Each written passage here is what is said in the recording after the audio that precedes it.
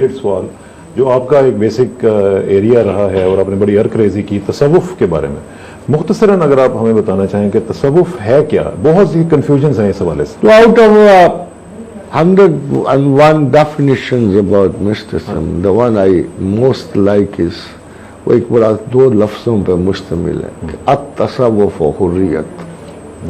تصوف آزادی ہے، میرے اپنے اندھیروں سے آزادی ہے، میری جبلتوں کی اذیت پسندی سے آزادی ہے، میری عقل جن آسیبوں میں جکڑی ہوتی ہے ان سے آزادی ہے، میرے شعور پہ خدا کی حکومت کا مطلب یہ ہے کہ میں آزاد ہوں.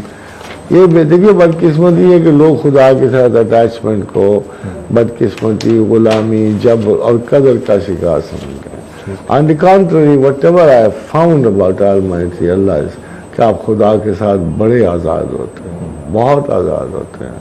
یہ جو آپ کو گناہ بتا دیں، یہ گناہ نہ کرو، وہ گناہ نہ کرو، اس سے خدا کا کوئی مطلب حال نہیں ہوتا آپ کی فلاح و بہبود کے لیے. یہ اس نے واضح کر دیا کہ یار میں نے تمہیں بہت اچھی صلاحیتیں دی ہیں اور بہتر مقاصد کے لیے دی ہیں. اگر تم خسیس ہو جاؤ گے تو یہی پیسہ تمہارے لیے جالسی، رقابت اور حسد کا باعث بن جائے گا.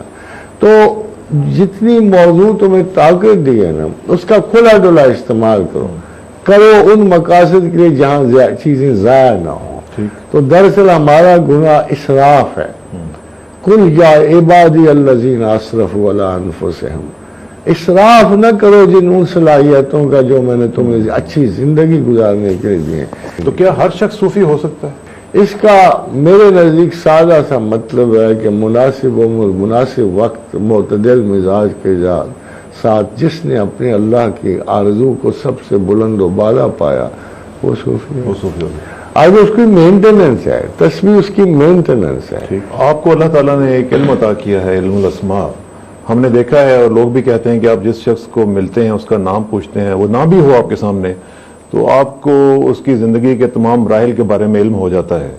یہ کیا علم ہے اور یہ آپ ہی کے پاس کیوں ہے؟ اس کی علم کی سب سے بڑی دشواری اس کو ویلیو دینا ہے. اور ویلیو آپ دے نہیں سکتے کہ آپ کے قریباً تمام مروجہ اور جملہ عادات انسان اور تواریخ پہ آپ کا تھوڑا بہت ادراک نہ ہو. اس لیے جو اسماء ہیں، جتنے بھی اسماء ہیں، ان کو ویلیو دینا جو ہے بڑا امپورٹنٹ ہے.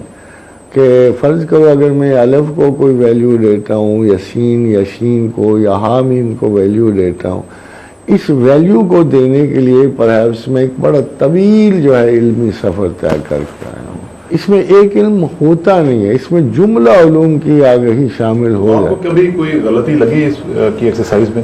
اس علم کے لیے کچھ ڈیٹیلز میں جانا پڑا، تو میں اتنی ڈیٹیلز میں اب جانے کی کوشش ہی نہیں کرتا. مجھے یہ مراد نہیں ہے کہ میں کوئی انسانوں پہ اس کا روپ جھاڑوں، یا مجھے یہ ہے کہ میں اس علم کو استعمال کرتا ہوں نام کو، تاکہ لوگوں کے اوریجنل پرابلمز مجھے جلدی سمجھ آئیں. ایگزیکٹنس جو ہے وہ اس علم میں موجود ہے. اس میں پاسٹ موجود ہے.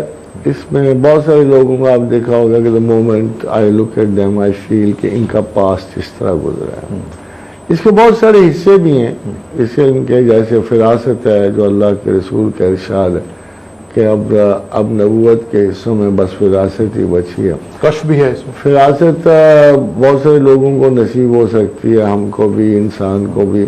جیسے ESP ہے، ایکسٹرا سینسی پرسیپشن ہیں جو یورپ میں بھی استعمال کرتے ہیں لوگ. مگر جو ہمارے پاس ہے، جو اس کے مقاصد بڑے متعین ہیں اور یہ شناخت ذات کے لیے ہیں، اس لیے اس کو میں کافی احتیاط سے استعمال کرتا ہوں. ویسے towards the end of the program میں چاہوں گا کہ ایک تو یہ بتائیں کہ جو انٹرنیشنل ویژن ہے اس وقت جو ہم دیکھ رہے ہیں، اس میں پاکستان اور مسلمان کہاں پہ پلیس ہوتے ہیں؟ جو زمانہ اس وقت جا رہا ہے وہ احیاء اسلام کا، اور اس میں اتنی زیادہ طاقت ہوگی کہ ایک دفعہ پھر ویسٹرن جس خوف میں مبتلا ہے کہ عروج مردہ مشرق میں خون زندگی دوڑا، تو اس کا زیادہ تو نمایاں جو اثر نظر آتا ہے وہ ترکی اور پاکستان میں نظر آ رہا ہے. اور عربوں کو شاید ابھی کچھ سال اپنے سبق سیکھنے ہیں، یا سختی سے سیکھنے ہیں یا سوچ سمجھ سے سیکھنے، نظر نہیں آتا بہت ساری مسلم ایسی اسٹیٹس موجود ہیں. Together they can become one of the greatest political and economic power of the world. مگر علیحدہ علیحدہ جس طرح ان کو تکیہ کر رہے ہیں یہ دوسری اقوام پر, ان کے ایام مقدر ہیں اور مقرر ہیں, اور ہمارے بھی ایام مقرر اور مقرر ہیں.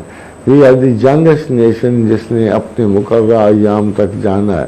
اگر آپ قرآن پڑھو تو اللہ کہتا ہے کہ کوئی قوم جو ہے نہ ایک لمحہ آگے بڑھتی ہے نہ پیچھے بڑھتی ہے.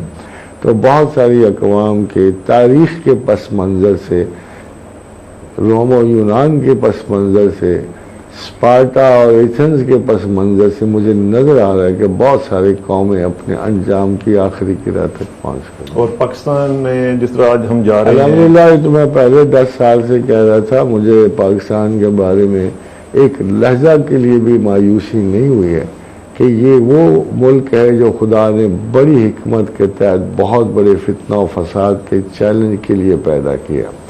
اگر 1919 میں وہ جو بیلفور ڈکلیریشن سائن ہوئی ہے, جہاں ایک قوم کا وجود بنایا جا رہا تھا شیطانی قوتوں کی مدد سے, تو اسی وقت 1919 میں ڈائرکی کے ذریعے ایک مسلمان قوم علیحدہ ہو رہی تھی بر صغیر میں. تو یہ اتفاق نہیں ہے, بلکہ جہاں ایک فتنہ پیدا ہو رہا تھا اسی عرصے میں اس کا تریاق پیدا ہو رہا تھا.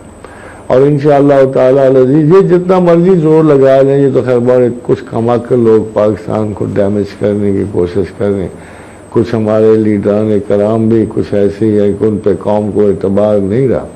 But ultimately I am very very sure, very very strongly I believe, اور میرے اس بلیو کے لیے مجھے کوئی آسمان پہ نہیں جانا پڑتا, مجھے صرف حکمت خداوند دیکھنی پڑتی ہے کہ Pakistan will emerge as one of the strongest, richest, prosperous and healthy country of the world. اچھا انشاءاللہ. اور یہ جو آخر میں سے چاہوں گا کہ شب برات کے حوالے سے پاکستان کی بھی قسمت میں اگلا سال جو ہے وہ بہتر ہوگا. انڈیویجول تو پاکستان کا ہر لمحہ بہتری کو بڑھے گا. اب دیکھیں, آپ کہتے ہو یہ ہوا, 2-4 دھماکے یہ ہوئے, آپ ان کو کمپیئر نہیں کرتے ان وقتوں کے ساتھ جب 20-20 ہزار دھماکے ڈیلی ہو رہے تھے, روز ہو رہے تھے. وی آر کوائٹ, اور فتنہ اپنی موت مر رہا ہے, اور انشاءاللہ تعالی العزیز ودن 1 or 2 more years it will be cleaned, it will swept away every جو ناقص بیہیویئر ہے چیز ہے.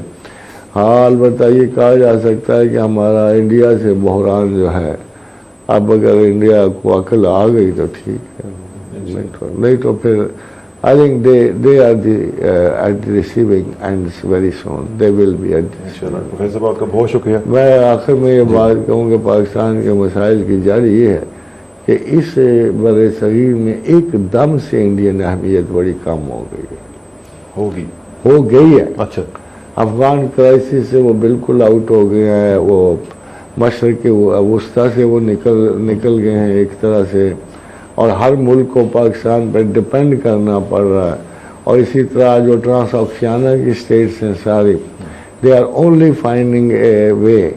آپ کو پتا ہوگا کہ شاید 7000 سال سے میسوپوٹیمینز بھی دوسرے بھی اسی روڈ کے لیے لڑتے مرتے چلے ہیں, جو روڈ اب ہمارے جو ہماری حکومت جو کوریڈور بنانے جا رہی ہے, اسی روڈ کے, اس کو سلک روڈ کے لیے پہلے اگر جوشین امپائر جو تھی اپنا 3-4 ہزار سال پہلے کی, اور میسوپوٹیمین, کیسیڈینز, ایکمینینز, یہ اس روڈ کے لیے لڑتے مرتے گئے ہیں سارے, اس پہ اختیارات کے لیے گئے ہیں. یہ ہمیشہ سے دنیا کی سب سے بڑی ٹریڈ روٹ رہی ہے, یہ بر صغیر میں لاتی ہے. اور ٹریڈ کے, اور یعنی ایک آدمی اگر فرض کرو آپ نے دیکھ کسی رومن امپائر کے پاس کوئی سلک تھا تو وہ چائنا سے آتا تو اس کو ادھر سے گزرنا پڑتا تھا.